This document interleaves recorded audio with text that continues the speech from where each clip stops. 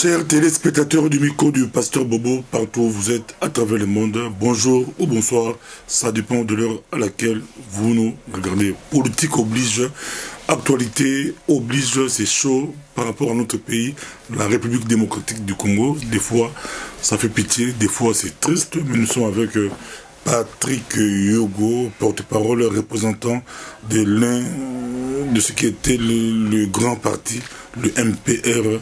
Nous sommes avec lui, on va essayer de développer. Bonjour Patrick Yoko. Bonjour Pasteur Bobo, bonjour à tous nos téléspectateurs. On vous suit partout à travers le monde, comment vous portez?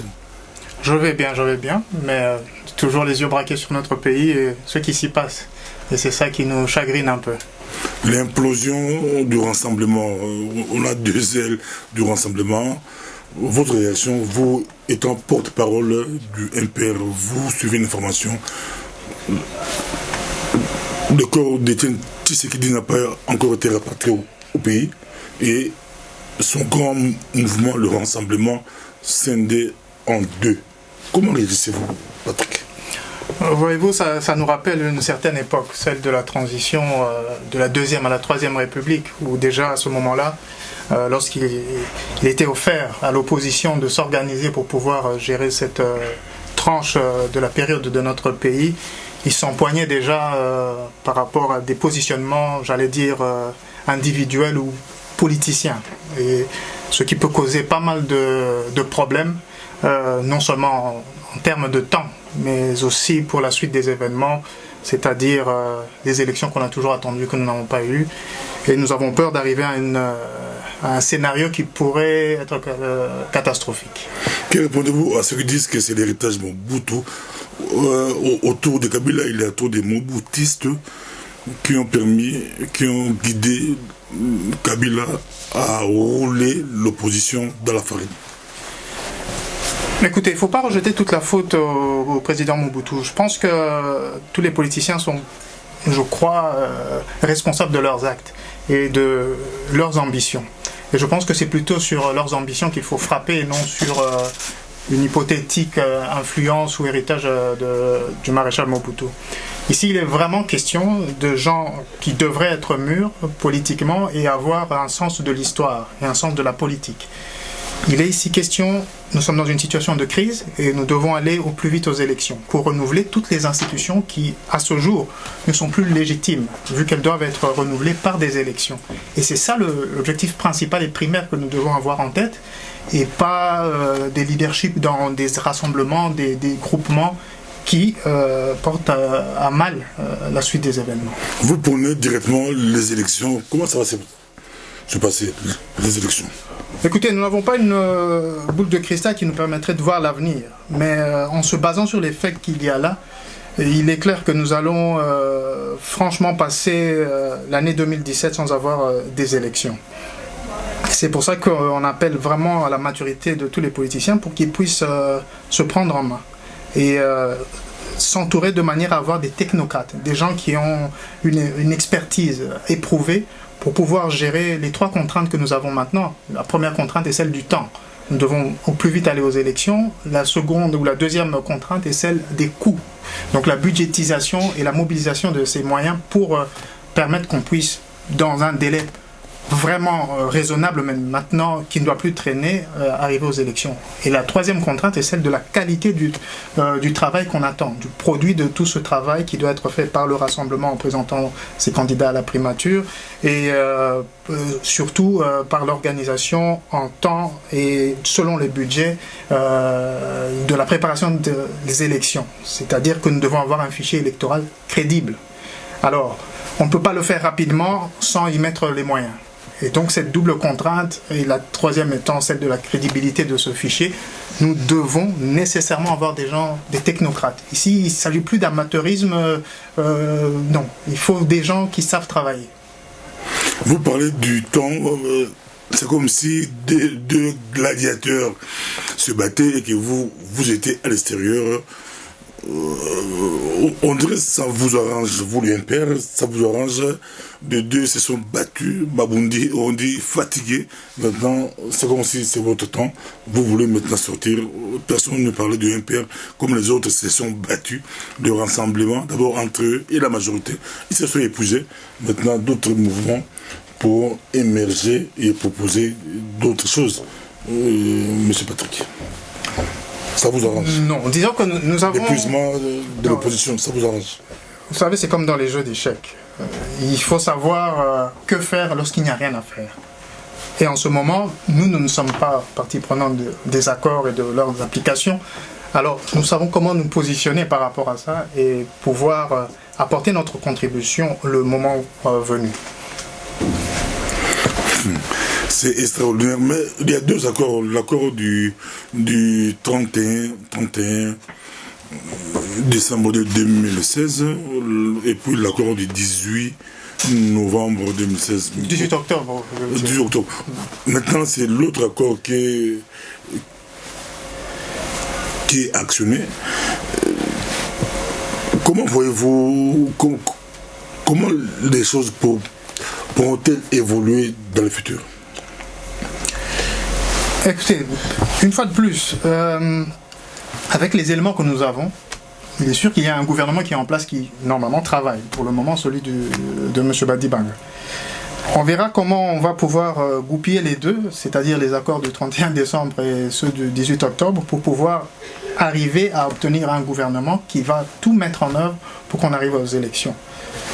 Mais notre profonde et intime conviction, c'est que nous allons devoir actionner finalement la présidence ad interim tôt ou tard pour permettre que les élections puissent être organisées et exécutées le plus rapidement possible en se rattachant à ce qui nous reste encore de cette constitution. Patrick, on touche point bien, il fallait tout le sayo, tout zoom sur la question.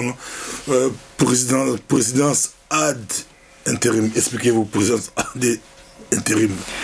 C'est-à-dire que la Constitution de la République démocratique du Congo a conçu, anticipé une situation, mais c'est le cas aussi dans d'autres constitutions républicaines, c'est le cas où une crise devait survenir dans un État et que le cycle normal du processus électoral n'arrive plus à être tenu.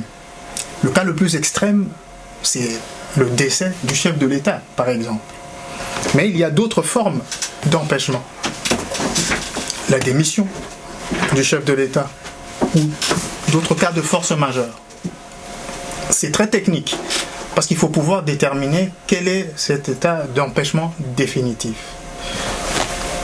Le seul organe ou la seule institution qui à ce jour peut enclencher ce mécanisme, c'est le gouvernement. Et le gouvernement de M. Badibanga pourrait à ce titre le faire. L'idée, ça serait de faire en sorte que le président Kabila puisse être exclu de manière absolue de tout ce processus. Que l'on puisse investir le président du Sénat pour qu'il puisse, lui, avoir cette tâche unique de conduire aux élections. Normalement, la Constitution prévoit 60 jours, si je ne me trompe pas, à dater du moment où la Cour constitutionnelle détermine, valide le fait qu'il y a un empêchement définitif à la tête de l'État. Si dans les 60 jours, le président ad interim n'y arrive pas, il lui est accordé encore une échéance de 30 jours. On arriverait là à 3 mois. Et dans un cas de force majeure, et j'espère qu'on ne pourrait pas en arriver là, il peut aller jusqu'à 120 jours. Mais ça se limite à ça. Toutes les autres prérogatives qui reviennent au président ad interim sont limitées à cette organisation. Il ne change pas de chef d'état-major, il ne nomme pas un nouveau gouvernement, il n'intervient en rien. Sa seule et unique tâche, c'est d'organiser les élections pour remettre les choses dans une stabilité qui permet au pays d'avancer. Commentons l'actualité. Némo Nassemi a arrêté Manu Militari exposé comme on dit trophée par le général Kanyama. Vous suivez l'information, comment réagissez-vous l'affaire Némo Nassemi? Il y a toujours, vous savez, dans un État, il y a des frustrations de groupes de personnes Très souvent, c'est des communautés soit religieuses, soit des groupes de personnes qui sont séditieuses, c'est-à-dire qui cherchent à renverser l'ordre établi. Pour les communautés religieuses, c'est assez particulier. Dans le cas que vous soulevez là, les faits évoqués ou que les problèmes qu'invoque le fameux monsieur sont plutôt d'ordre bassement matériel. De ce que j'ai lu et entendu, il parle d'argent, de ceci et de cela. C'est vraiment pas le moment pour pouvoir déstabiliser plus qu'il ne faut l'État. Force doit être rendue à la loi et l'ordre doit être rétabli. Je crois que là où il est, il sera peut-être plus au calme et plus serein pour que des choses beaucoup plus urgentes puissent être mises en œuvre. Pour la ressource, c'est Talabango, Patrick Talabango, tu rappelles que tu es là, porte-parole, il y a MPR. Patrick, jeune Patrick, jeune Maza, Batabo dirigé beaucoup à Zababango, Batabo dirigé par France, par-ci par-là. Tu es bien jeune par rapport à quoi tu es habité. Mais Talabango l'a mis sur Baliko Talayo Penza. UDPS, Etienne Tshisekedi Mulumba, le grand leader accueilli. Tout le monde rassemblement, Bazu Monanaye, Bazu Félix Tshisekedi.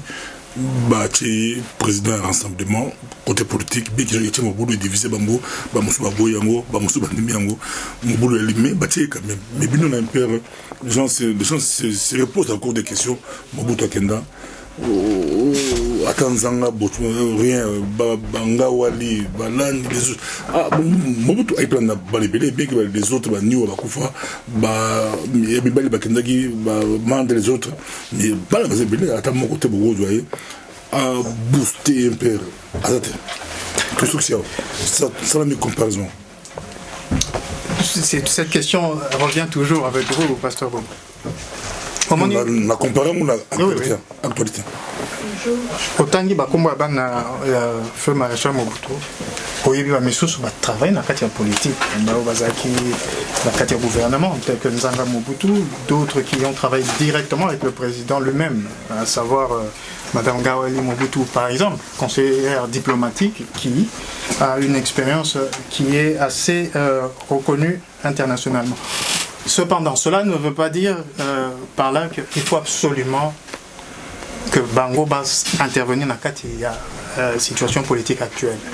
Cependant, la caution que, vu la connaissance des dossiers que certains enfants ont, de situations passées, puisque vous savez, à la fin du régime Mobutu, beaucoup étaient proches de leur père et ont eu accès, comme d'autres collaborateurs du maréchal, de certains dossiers qui impliquent certaines personnes qui, au moment où nous parlons, tirent les ficelles à gauche et à droite dans la situation actuelle. Et je crois qu'ils ont des dossiers qui pourraient faire sauter la République. Merci beaucoup. On aura le temps de vous avoir encore avec nous. C'était pour le dossier. On a Balangobotu Blaba dossier moko, ça va bimisi yango République et vous sauter. Beaucoup de kojo, côté pour la bague là dossier moko, ça va bimisi yango et aux amobulu. Batebe Blaba dossier, tout sur Patrick. Patrick Yogo, porte-parole MPR. On a Benelux. Merci de tout le monde. Merci beaucoup. À très bientôt.